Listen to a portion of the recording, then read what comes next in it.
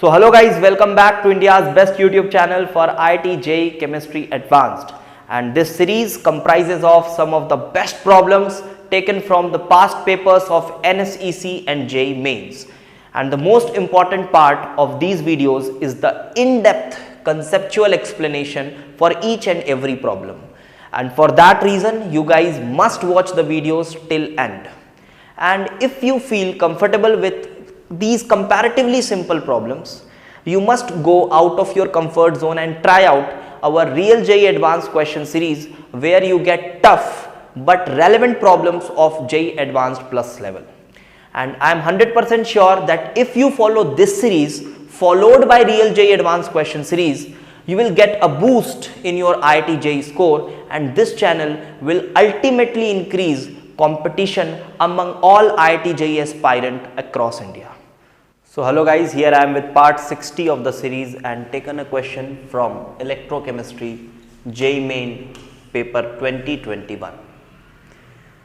So अब इस question के थ्रू मैं आपको एक दो मैसेजेस भी देना चाहता हूँ। पहली बात तो ये है कि ये क्वेश्चन जो था ऑप्शनल में था, मतलब न्यूमेरिक टाइप, आउट ऑफ 10 आपको 5 सिलेक्ट करने थे।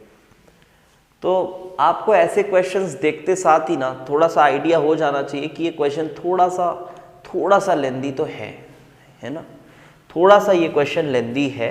एंड फॉर दैट रीज़न आपके पास दूसरे जो ऑप्शंस वहाँ अवेलेबल होते हैं, ऐसा नहीं बोल रहा हूँ मैं कि बहुत टफ है, हो ही नहीं सकता किसी से, ऐसा नहीं है, बट जो दूसरे वहाँ पे ऑप्शंस अवेलेबल होते हैं वो इससे कम समय में ज़्यादा एक्यूरेसी के साथ आपसे बन जाते हैं। लेकिन फिर भी अभी तो हम प्रैक्टिस कर रहे हैं और अभी वीडियोस जो होंगी बहुत फ्रीक्वेंटली मैं लाता रहूँगा इस सीरीज़ में, स्पेशली JEE मेंस तक। तो आप अच्छे से फॉलो करो और रिवाइज़ करो टॉपिक्स को, बहुत बढ़िया रिवीजन होगा। और हमारी ब्लॉक केमिस्ट्री वाली अगर आपने वीडियो नहीं देखी है तो देख लीजिए। 1 जैन और 2 जैन से हम block chemistry for JEE mains complete करने जा रहे हैं। Live classes along with YouTube पे पब्लिक रहेंगी वीडियोस। तो चलो यहाँ देखते हैं। Copper reduces nitrite ion into NO and NO2। और मैं एक बात बताऊँ, इस क्वेश्चन में एक गलती भी है, डेटा भी मिसिंग है, तो और टाइम वेस्ट होता बच्चों का, हुआ भी होगा। जिन बच्चों ने भी इस क्वेश्चन को उठाया होगा काफ़ी टाइम वेस्ट हुआ होगा। NTA की गलती बोलेंगे उसमें। तो देखो, copper reduces NO3 minus and NO and NO2 depending upon the concentration of HNO3 in the solution. Assuming fixed copper 2 plus and pressure of both NO and NO2 being same, the HNO3 concentration at which the thermodynamic tendency for reduction of NO3 minus into NO and NO2 by copper is same is 10 raised to the power x। तो HNO3 की concentration वो बोल रहा है 10 raised to the power x molar है, तो what is the value of 2x, ऐसा कुछ क्वेश्चन है। सो थर्मोडायनेमिक टेंडेंसी सेम होने का मतलब क्या है?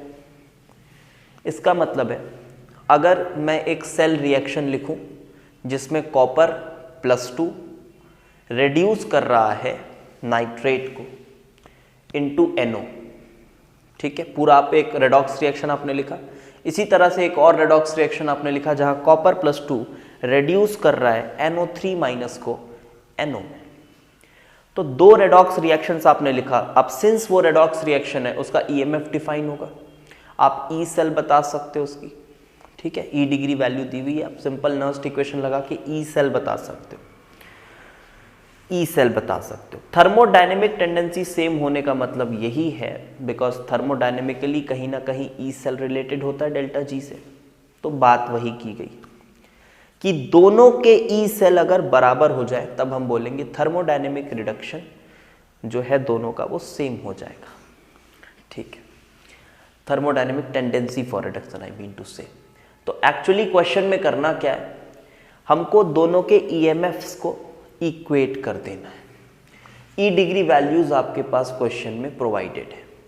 तो अगर मैं बताऊं, मैं कॉपर वाले रिएक्शन को मानो मैंने लिखा और इधर नाइट्रेट और इधर मतलब कॉपर नाइट्रेट को NO में ले जा रहा है वो रिएक्शन लिखा, नाइट्रेट को NO2 में ले जा रहा है वो रिएक्शन लिखा, 2 रिएक्शन मैंने लिखे।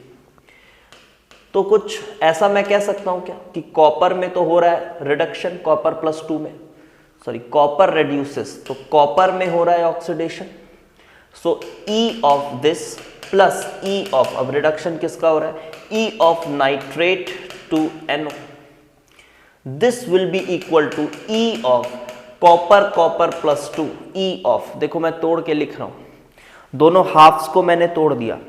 अब जैसे ई डिग्री हाफ्स को तोड़ तोड़ के निकालते हो, आप ई सेल भी हाफ्स को तोड़ तोड़ के निकाल सकते हो, ठीक है। तो सिंपल तरीके से कर रहे हैं, हाफ्स को तोड़ दिया प्लस ये E of NO3 minus getting reduce to NO2, ऐसे लिख सकता हूं। अब कुछ भी HNO3 का कंसंट्रेशन हो, ई ऑफ कॉपर कॉपर प्लस 2 में तो कोई फर्क पड़ने वाला नहीं है, क्योंकि वो तो कॉपर प्लस 2 के कंसंट्रेशन पर डिपेंड कर रहा होगा, और कॉपर 2 प्लस का कंसंट्रेशन इन्होंने क्या कहा है, assuming it to be fixed, assuming it to be fixed कहा है। तो क्या मैं इसको काट सकता हूं, जी बिल्कुल, तो ये कट गया। तो एक्चुअली में जो अब हमारे पास है वो ये है कि ई ऑफ NO3 माइनस से NO को इक्वेट करना है ई ऑफ NO3 माइनस से NO2, और ई के लिए आप अब यहां पे सिंपली नर्स्ट इक्वेशन लगा सकते हो, बट अब आपको इसका रेडॉक्स हाफ रिएक्शन लिखना पड़ेगा। कोई बहुत बड़ी बात नहीं है, लिख सकते हैं। तो चलो फाइनली अब हमारे पास ये है, अब हम इसका रेडॉक्स हाफ रिएक्शन लिखेंगे, ठीक है। थोड़ा सा स्पेस चाहिए होगा मुझे, इसका हम रेडॉक्स हाफ रिएक्शन लिखते हैं। Okay, just give me a second.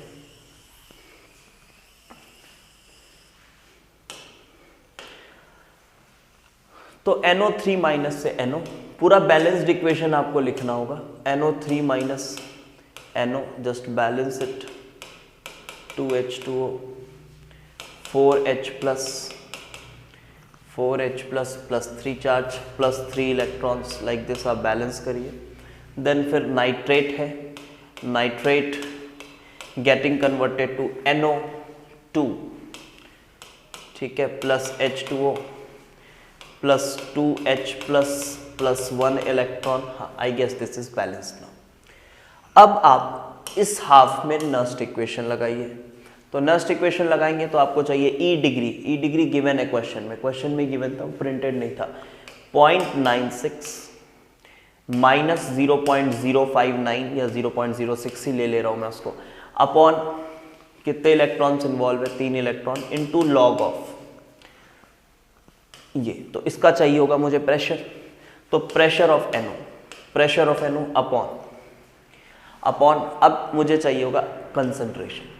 तो क्वेश्चन में किसका कंसंट्रेशन आपको फाइंड करना है, ऑब्वियसली HNO3 का फाइंड करना है।